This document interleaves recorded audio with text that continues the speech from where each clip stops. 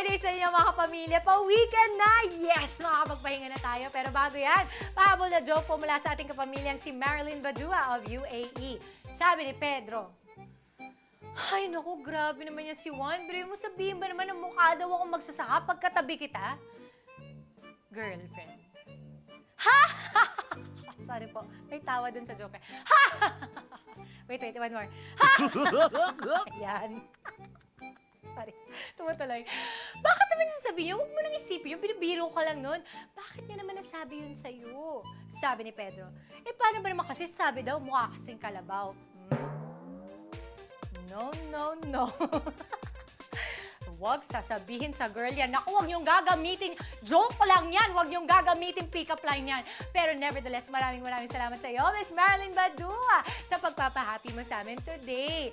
At today po, syempre, kapamilya treat day natin, mga kapamilya. At isa pong sumptuous lunch ang naibigay natin sa isang kapamilya natin. Sa isa pong napakasarap na, alam ko yan eh, ang sarap dyan. Dyan po sa restaurant sa The Fort na pagmamayari ng isang sikat na chef na Pinoy. Abangan yan.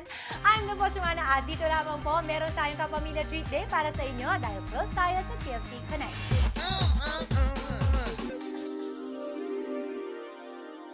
Ang ating kapamilya po na mabibigyan ng treat today ay walang iba kundi si Ellen Jeronimo de Pedro, 37 years old, of Dubai, UAE. Dito sa Pinas, siya ay taga Pasig City. Matagal nang gustong mag-abroad ni Ate Ellen, pero ngayon lang daw niya tinupad. BS Accountancy graduate si Ate Ellen, pero maliit lang daw kasi ang sweldo niya dito sa Pilipinas. Kaya napagpasyahan niyang mag-abroad. At 2 years na siyang nasa Dubai bilang isang accounting assistant. Achievement na ding maituturing ni Ate Ellen na nakatagal siya sa abroad na malayo sa pamilya kahit bago pa lamang siya doon. Natutunan din niyang gumawa ng mga gawaing bahay para sa sarili. Miss naman niya dito sa Pinas ang mga luto ng kanyang daddy, lalo na ang beef steak, adobong pusit at sinigang sarap. Ate Ellen, alam kong miss na miss mo na ang lutong bahay na Pinoy, kaya naman swak ang treat namin sa iyo today. Dito sa restaurant na ito sa Fort Bonifacio, yan po ang Sarsa Kitchen Plus Bar. Naku, ang mga Filipino dishes merong twist. Kaya naman makakasama din natin ang ating student host na si PJ Kalingo of Central Escolar University. Kaya heto na yan, Video Connect. Hi Dimples at hello mga kapamilya. Ako nga po pala si PJ Kalingo, ang food trip buddy ng Centro Escolar University. Ako po ang makakasama ninyo upang magbigay ng saya at excitement ngayong araw. Siyempre, makakasama po natin ang ating kapamilya na si Ate Ellen de Pedro, ate mula sa Dubai. Hello, ate. Hi, PJ. Ate, kamusta ka naman na po? Okay naman. Ito, excited. Sino po yung mga kasama natin ngayon araw? Kasama ko ang mamit daddy ko at ang aking pamangkin na si Alex. Okay, so gutom na ba kayo? Amen. Dahil gutom na kayo, tara na, pasok na tayo.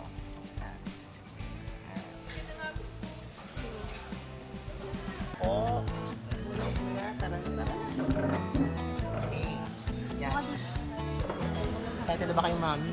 Excited na po ba kayo? Yes. So, ayan na nga. Ate, tara na. Good afternoon po. Thank you po. Hello po. Ako po si Whitney. Ako po yung magiging server niyo for today. Tara, hindi pa tinatanong, nagsagot na agad. So, habang naghihintay sila Ate Ellen sa labas at naghihintay na nila yung pagkain na in-order namin kanina, papanoorin naman natin ngayon kung paano gawin yung mga pagkain. Okay, ayan na.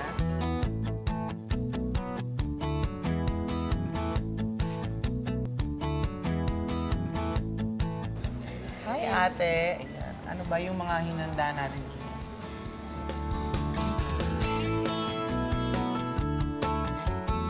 Thank you, Ate Whitney. Hindi ka na po. Kain tayo, Go, kapamilya. kain na tayo.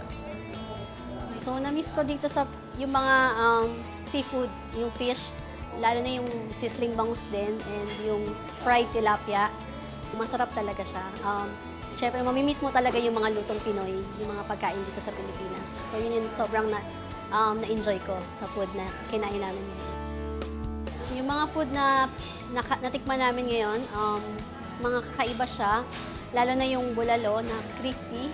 So, first time namin na makatikim ng ganun food and nagustuhan namin lahat and nag-enjoy lalo na yung daddy ko sa mga food na kinain namin. Kakaiba yung na-experience namin kasi kasama ko yung family ko na lumabas, kumain sa labas. First time ulit after ko dumating sa Dubai. So, masaya at saka nakaka-excite. Dahil busog na po kami sa lahat ng pagkain na inihanda kanina. Kayo po ba, nabusog po ba kayo, ate? Busog. Mommy? Daddy? Ayan. Sobrang busog. Hindi lang dyan, meron pa po tayong dessert na inihahanda. Siyempre, dala po yan ni Ate Whitney. Ate, pasok. Ito po yung banana chocolate turon. Banana chocolate turon. Yes po. Ito po yung leche del cielo. At ang leche del cielo. Wow. Ayan.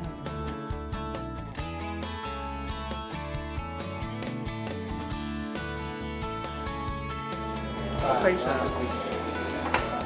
Masarap.